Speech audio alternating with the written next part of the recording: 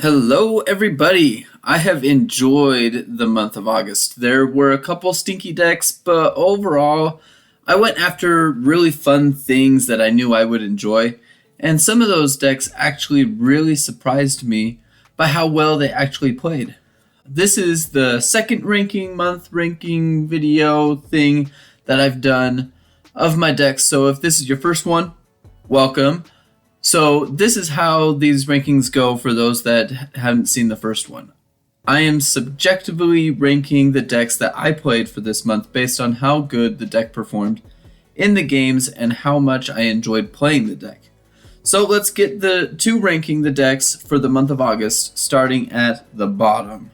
So at number 8, we have my Mono Blue aggro list. So in standards past, Mono Blue has had some cheap creatures that can get pretty powerful over time and really just overwhelm an opponent because they're usually flying. I thought I would branch out of my comfort zone just a little bit and play some Mono Blue. That was just a mistake for me. I don't necessarily like playing with counter spells, so this deck didn't have any. But I also had too many draw spells and just not enough creatures. The deck really relied on one creature to do all the dirty work. I would have to win incredibly quickly because the creatures we do have aren't strong enough to outlast an opponent. It would be great, though, for farming gold and daily tasks. At number 7, we have my Mardu 1 Angels list.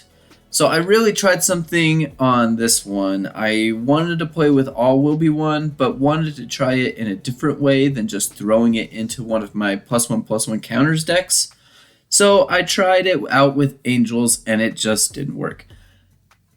But I think some of that is on me because I didn't craft the deck well enough to actually have good performing games. It was trying to do too much and just wasn't focused other than trying to rely on Giada to give my Angels counters. So this deck could have really done better with a better identity. So now moving on, these next two decks are going to be in my middle tier of just being average decks. So at number 6, we have my Azorius draw list. So I loved the concept on this one. It's what partly inspired my Mono Blue deck because I did enjoy the concept of drawing lots of cards and making things bigger.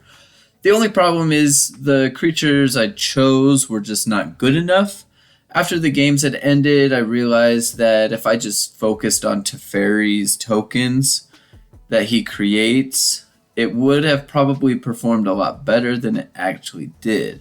Just focusing in on that rather than trying to increase a bunch of other creatures that just weren't really cutting it. Moving on to number 5, we have my Mardu Soldiers list.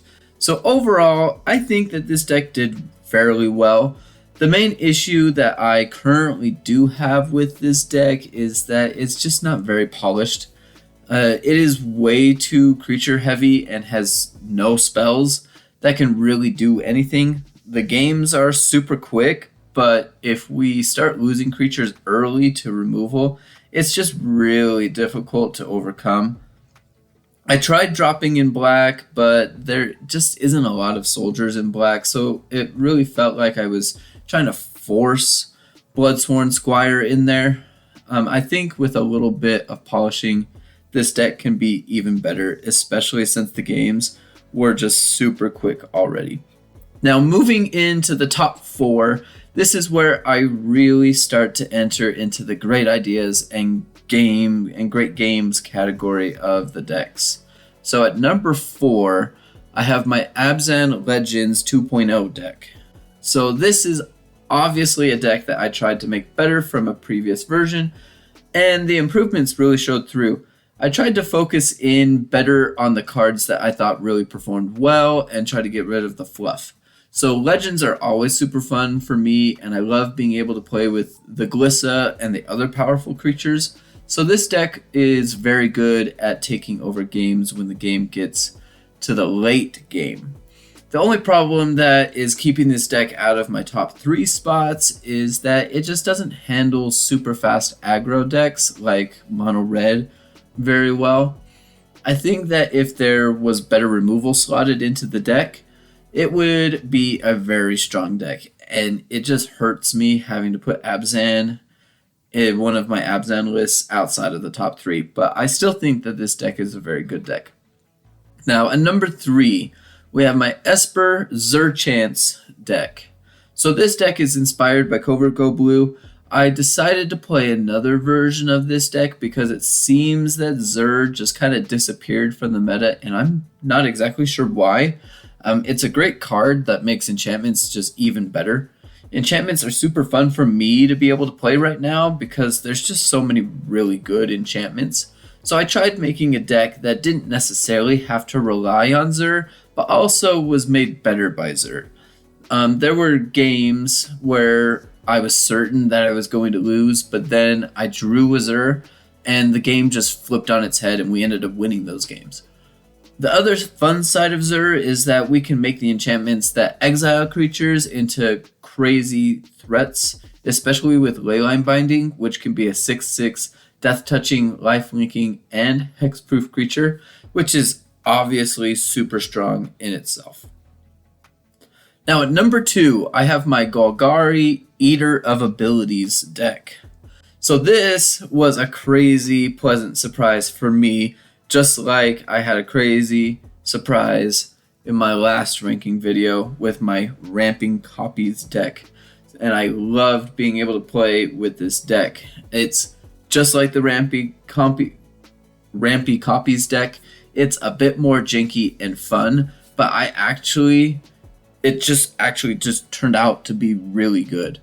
I had always wanted to be able to play with Eater of Virtue because I thought it could be really good and really fun to be able to just have a bunch of abilities stacked onto one creature. It's similar to Mutate back in Ikoria, which I had a lot of fun with, but it's only better. But at the same time, I dove into Golgari because I wanted the deck to be good as well, rather than just looking for a bunch of abilities. And I was crazy surprised by how well the deck could perform, even without Eater of Virtue. This was definitely in my top spot for quite some time until I played the deck that's actually number 1. And speaking of that number 1 deck, the number 1 deck is Esper Legends. I think that it comes as no shock to anyone that an Esper Legends deck is at the top of the list. Esper Legends has been dominating Standard for quite some time now, but this iteration of Esper Legends is a bit different from the one that's dominating in Best of 3. So I went more creature heavy and less control heavy. There are so many good Legends in Standard right now that it is hard for me to just dump them for some control list. I don't necessarily love playing control in the first place, but I absolutely love playing with creatures, so it just makes sense for me. The real heroes of the deck to me are Ravager Brick, Urtai, and Invasion of Talvada. Urtai helps protect us from some big things that the opponent is going to have, and the Ravager Brick and Talvada just keep bringing our super powerful legends back to really just help us dominate over the opponent. Thank you so much for sticking all the way to the end of the video where I talked about my decks I made from this last month. I have loved being able to play with the decks this month. I've had a lot of fun, and a lot of them have been very good for me to just be playing with and to have fun with Magic. So if you wanted to check out any of the decks that I talked about, there are some cards posted at the top right when I talked about those decks. I can only put in so many, so the higher ranked decks are going to be the ones that get those. But here is a playlist of all the decks that I talked about if you wanted, and my last month's ranking if you wanted to watch that. And until next time. I went for the head.